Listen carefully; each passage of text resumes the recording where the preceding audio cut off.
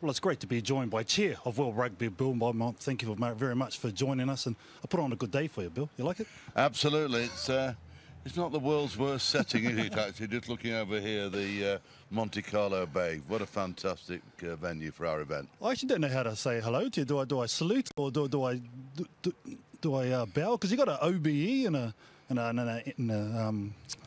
CBE, a commander of the British Empire, and an Just officer. say good day, mate. Good day, mate. There we go. I think that's probably all right. Yeah. A very distinguished rugby career for sure, Bill. I mean, 2 Lions tours as a player, 1 as a manager. I just want to ask you before we get into that, your caps for England, 34 of them, 21 as captain. Yeah. What was it like the first one in Dublin of all places, your debut? My debut was against the great Willie John McBride, he was on the back of the fantastic Lions tour to South Africa in '74, and it was nerve-wracking. The one thing that you don't actually realise till you played international rugby how quickly the game goes, and what little chance you've got of making an impact. And as they say, that the more games that you play, then the better you get used to it. It would have been the good old days, eh, where rucking was okay and had the 21-inch sprigs, hey? Absolutely. If you went down on the ball, then you expected to... but the ball was actually, in some ways, it was clean the balls. You know, ruts were cleaned out, but obviously we can't do that now. So, but, you know, the good old days, you know. And just tell me about when you first got your speech as a captain in Paris. What was the memories there? I remember it quite well, actually, because the French were the Grand Slam champions. Away in Paris, your first game as captain, first game of the Six Nations, and actually the best time to play the French. If you played them first up, you had a bit of a chance. Remember, I think we dropped a couple of goals. I think we lost about 16-6, but and then we had Wales at home, who were a pretty good side when you know, the Phil Bennett, JPR Williams. Gareth Edwards. We didn't win that game either. Well, just tell me your first Lions tour in New Zealand, of all places. What was that like? Well, I was called out as a replacement sort of after about a month of the tour, and I think they played about 8 or 9 games. I think that was a 24-match tour. Wow. With 4-match test series, and I arrived in time for the first test, which the Lions lost, and then 2 weeks later or 3 weeks later managed to make my debut for them at Lancaster Park, where the Lions had never won a game, never won a test there, and that was my debut, and fortunate enough we won that test. What was it like facing the haka for the first time for you? Well, the haka probably wasn't as choreographed as it is now. I think it was sort of it was part of New Zealand's sort of culture. I think it's something that I respect now, and I just think when you face it, it's a tradition, and you know, you just want the whistle to go get on with it. The next one, you actually captained Lions tour in South Africa. I mean, that must have been an eye-opener again over there. It was. That was the first of the short tours. That was 18 matches. Short 18, 18 matches. Again, four tests, and you know, that was over 10 weeks. But we lost the test series, but we won all the provincial games, and I look back at fond memories. A lot of good lads were on that tour, and we enjoyed ourselves. We were a bit unlucky in the test series, but a draw probably would have been a fair result. One thing I must ask, like bringing 4 nations together, they absolutely hate each other when you're on the field in the nations, but you come together as a Lions tour. I mean, as a captain, how do you galvanise them?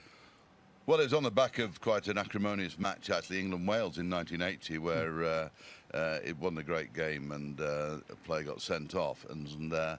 But I think in those days, you didn't actually play against your opponents except on an annual basis in the 5 nations it was then, because you didn't have any European Cup games, nothing like that. You didn't mix as much. So, you know, amateur players, you probably enjoyed the post matches and respected them, and just got on with it. So it's never a real problem, you know, I don't think, for gelling a Lions tour. How was it managing a Lions tour? You come back to New Zealand in 05. I mean, from playing to managing, how was that? We were lucky to get 0 in the series, I think. It wasn't. I think, to be fair to New Zealand at the time, that they probably, that era of players reached a peak then. You know, you had Dan Carter just emerged, you had Justin Marshall, you had Ali Williams, you had Tana Manga, a lot of Richie McCall, of course. You had some very, very good players, and we weren't at our best, but even I think if we'd been at our best, we would have struggled. I was lucky enough to work the next Lions tour that they drew last year. I mean, do you think Gatlin looked back and reflected on some of those things and made a difference coming into last year to draw the series in New Zealand? I think it's an outstanding series. Yeah. I think it was. You couldn't pick it. There was nothing between the two teams, nothing at all. That the little things that the series sort of swayed one way and the other.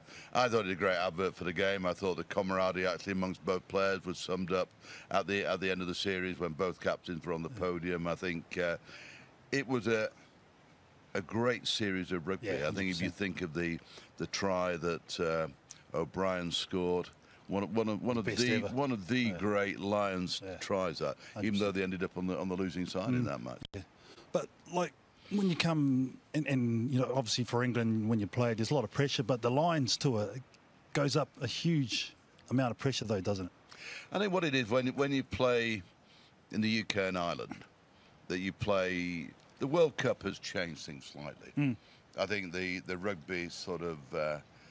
Picture is different now because obviously everybody's now gearing up to all the players that have played in the last month here. Their minds now set on September next year in Japan. But for the Lions tour, that when I played, there wasn't a World Cup, so it was the ultimate accolade to get selected for the Lions. And then once you're on the tour, you actually then wanted to be selected in the Test team because that then elevates you again. And to play Test rugby for the Lions. Albeit that the two series that I went on, that we lost them, so that's the disappointing thing. You touched on the World Cup. You just come back from Marseille. We got our full complement. Now Canada, I mean, now we're ready to go. I'm going to put the pressure on you.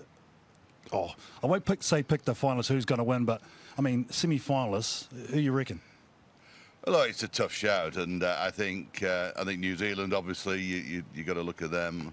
I think Ireland, the way they've been playing. I think. England had a very good. They had a good November series. I never discount Australia. And I think South Africa look as though they've got some seriously good players. Wales will surprise a few. So I think it's anybody out of the top 6 or 7. France, don't ignore them.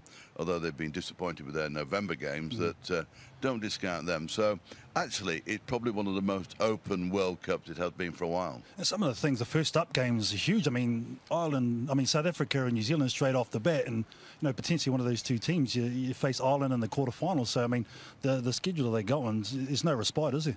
Well, there's no easy games now. Sort of even that you might be playing one of the tier 2 minnows. For them, it's their World Cup final. For the Canadians to qualify, and then you look at the pool that they're in. They're thinking, well, cry, we've got to play the All Blacks. We've got to play the Springboks. So I think for the first time for a while, really close, really close. How's your Japanese? What do you think this World Cup's going to be like in Japan? I think it'd be fantastic. I know lots of people from Europe who are going simply because they've never been to Japan before, and they're now taking the opportunity to go and watch a World Cup in Japan. I think what it'll do for the game in Asia, I think it'll be amazing what it does out there. I'll tell you what, I used to live there, Bill, and it's absolute awesome place. I know you'll enjoy it, the world will enjoy it. So in the Japanese way, domo arigato. Thank you. Arigato. There we go.